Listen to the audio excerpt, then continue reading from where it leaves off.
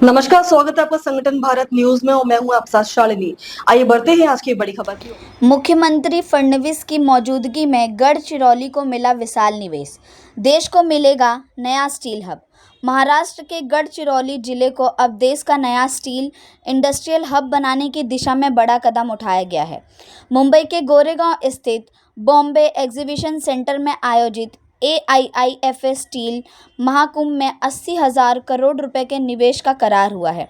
AIIFA sustainable steel manufacturers association के 37वें अंतर्राष्ट्रीय सम्मेलन का उद्घाटन मुख्यमंत्री देवेंद्र फडणवीस और केंद्रीय मंत्री प्रहलाद जोशी की मौजूदगी में हुआ।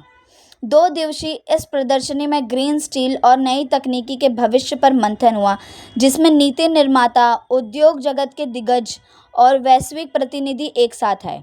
इस मौके पर 7 कंपनियों ने महाराष्ट्र सरकार के साथ करार करते हुए गढ़चिरौली में बड़े निवेश की राह खोल दी है। कार्यक्रम में उद्योग मंत्री उदय सामंत, उद्योग सचिव डॉक्टर P.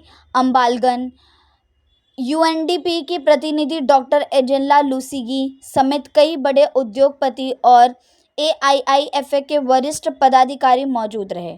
महाराष्ट्र सरकार का मानना है कि यह निवेश न केवल गढ़चिरौली को स्टील हब के रूप में पहचान दिलाएगा, बल्कि रोजगार और औद्योगिक विकास के नए अवसर भी पैदा करेगा।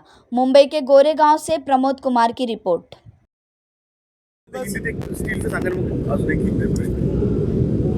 आज स्टील महाकुंभ इसका आयोजन मुंबई में किया है। उसमें हमारे केंद्रीय मंत्री प्रहलाद जोशी जी भी इसके उद्घाटन के लिए आए हैं और इस महाकुंभ की थीम ये ग्रीन स्टील है, ग्रीन एंड सस्टेनेबल स्टील। और मोदी जी के नेतृत्व में हमारे मंत्री प्रहलाद जोशी जी ने ग्रीन स्टील के लिए 5,000 करोड़ का एक मिशन अभी लॉन्च किया है।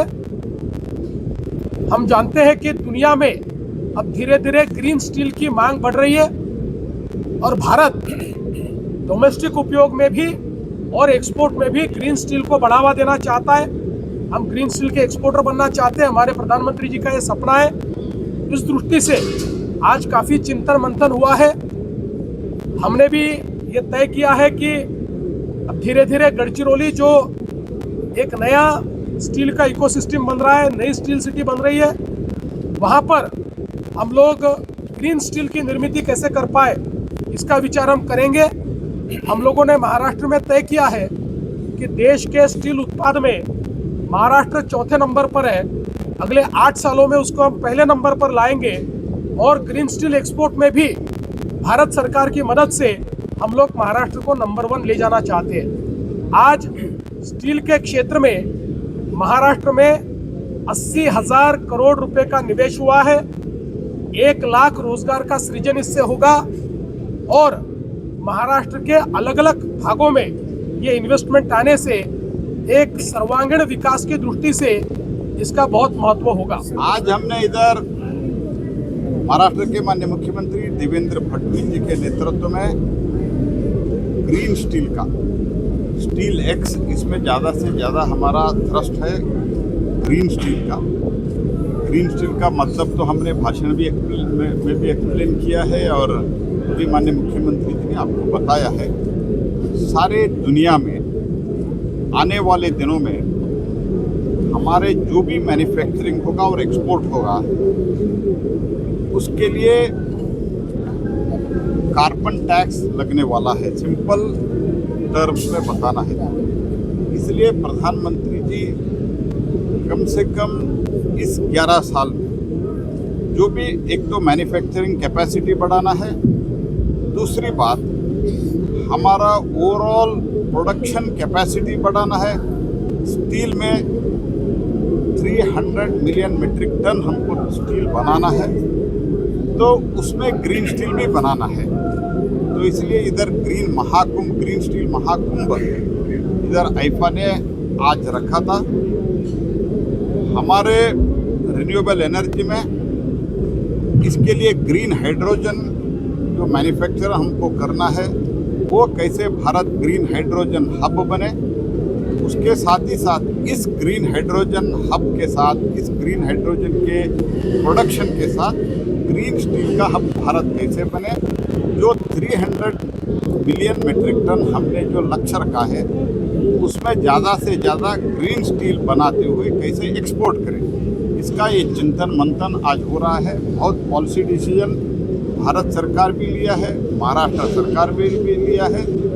इसलिए आने वाले दिनों में हमारा कम से कम 50 million metric tonne, I am not telling today itself, in coming few years, इतना तो हमको एक्सपोर्ट करना है। उसके लिए ग्रीन स्टील ज़रूरत है, देश के लिए भी ज़रूरत है, एक्सपोर्ट के लिए ज़रूरत है। तो ये दृष्टि हम मध्य रखते हुए हमने आज इस बहुत बड़ा एक महाकुंभ को आयोजित किया है। मैं आईफा को भी, महाराष्ट्र सरकार को भी धन्यवाद देता हूँ। और हमारा स्टील मंत्रालय ग्रीन स्टील के लिए 5,000 करोड़ रुपए का एक वायबिलिटी गैप फंडिंग का भी अनाउंस किया है। उसमें भी राज्य विशेषतः महाराष्ट्र राज्य उसमें आगे रहेंगे।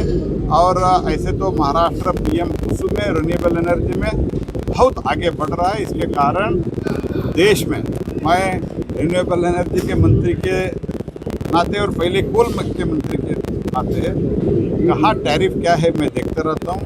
पहली बार देश में एक ऐसा प्रदेश है देवेंद्र जी के नेतृत्व में टैरिफ घट रहा है। इसके लिए भी मैं महाराष्ट्र सरकार को अभिनंदन।